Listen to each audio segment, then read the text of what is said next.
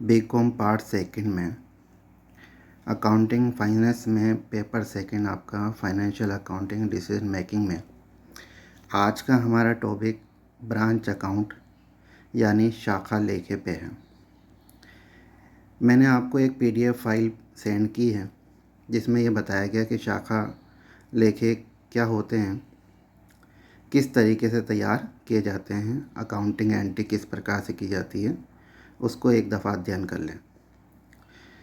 शाखा लेखे प्रधान कार्यालय द्वारा अपनी बिक्री में वृद्धि करने के लिए उसी शहर में अन्य स्थान पे या अन्य शहरों में या विदेश में शाखा खोलते हैं, एक ऑफिस खोलते हैं ताकि हेड ऑफिस का उत्पाद ग्राहकों को आसानी से प्राप्त हो सके। इस चैप्टर में हम ये समझने की कोशिश करेंगे कि ब्रांच अकाउंट किस प्रकार से तैयार किए जाते हैं। इसमें दो पार्टी आपको देखने को मिलेगी, एक ब्रांच और एक head office. Head office branch से संबंधित जो खाते तैयार करता है उसकी कई विधियां हैं, जिसमें से प्रमुख विधियां हैं शाखा देनदार विधि, शाखा स्टॉक एंड डेटर्स विधि, अंतिम खाता विधि और होल प्राइस विधि। आज के इस लेक्चर में हम ब्रांच डेप्टर्स मैटर किस प्रकार से शाखा के लेखे तैयार किए जाते हैं इसको समझेंगे।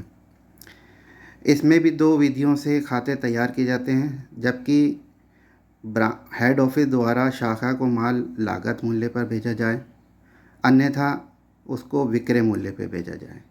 तो आज जो हम ये क्वेश्चन या एग्जांपल देख रहे हैं उसमें ये समझेंगे कि जब शाखा को माल लागत मूल्य पर भेजा जाता है तो ब्रांच अकाउंट किस प्रकार से तैयार किया जाएगा। हेड ऑफिस द्वारा शाखा को सामान भेजा जाता है, शाखा द्वारा उस सामान को विक्रय किया जाता है और विक्रय करने के बाद प्राप्त राशि को हेड ऑफिस को वापस भेज दिया जाता है। हेड ऑफिस द्वारा शाखा के समस्त खर्चे उठाए जाते हैं। एक ब्रांच अकाउंट का प्रारूप मैं आपके सामने प्रस्तुत कर रहा हूँ। लगभग ये ट्रेडिंग अकाउंट की तरह ही होता है, लेकिन इसमें समथिंग कुछ अलग भी है। जैसे कि हम ट्रेडिंग अकाउंट में बैलेंस लिखते हैं डेबिट साइड में, इसी प्रकार से यहाँ पर भी शाखा के संबंध में जितने भी संपत्ति हैं उनको हम डेबिट ओपनिंग बैलेंस को डेबिट साइड में लिखेंगे।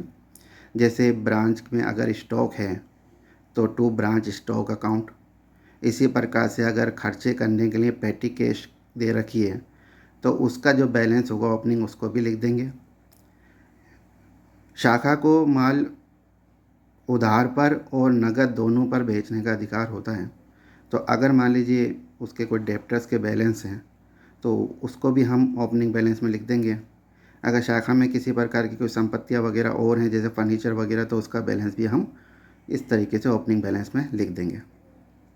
जैसे कि मैंने आपको बताया कि प्रधान कार्यालय द्वारा शाखा को माल गुड्स सेंड किया जाता है, ये शाखा के लिए एक प्रकार से क्रय के बराबर होता है। तो शाखा स्वयं तो कोई माल क्रय नहीं करती है, बल्कि उनको हेड ऑफिस से माल प्राप्त होता है जिसे goods send to branch account के नाम से जाना जाता है। इसको हम डेबिट साइड में लिख देंगे। इसके अलावा जितने भी खर्चे हुए हों शाखा के ऊपर तो उनको भी हम लिख देंगे, जिनका का वहन हेड ऑफिस द्वारा किया जाता है।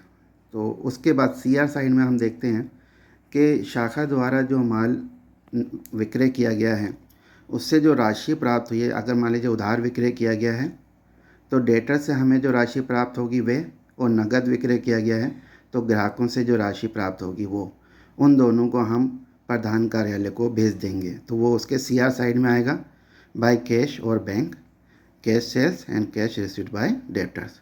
अगर शाखा ने हेड ऑफिस से प्राप्त किए गए माल को वापस प्रधान कार्यालय को भेज दिया हो तो इसे हम रिटर्न कहते हैं, रिटर्न टू हेड ऑफिस। नाम वही आएगा, by goods send to branch account. इसके बाद जितने भी क्लोजिंग बैलेंस हैं उनको हम लिख के इस शाखा का लाभ अथवा हानि ज्ञात कर लेंगे। अपूर्ण लेखे रखने वाले विधि में इसमें प्रधान कार्यालय द्वारा ही शाखा खाता बनाया जाता है। शाखा अपने यहाँ कोई अलग से पुस्तकें नहीं रखती हैं, लेकिन स्मरणार्थ कुछ चीज़ों को नोट कर लेती हैं।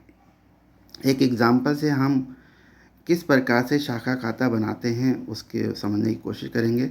ज़्यादातर प्रश्नों में ब्रांच डेटर्स अकाउंट में ब्रांच अकाउंट भी बनवाया जाता है, लेकिन कई दफ़ा कुछ अन्य खाते जैसे goods and to branch, branch expenses, branch debtors, branch stock वगैरह जो भी हैं संपत्तियों के खाते, वो बनवाने के लिए भी कई दफ़ा कहा जाता है और जनरल प्रविष्टियाँ करने के लिए भी कहा जाता है।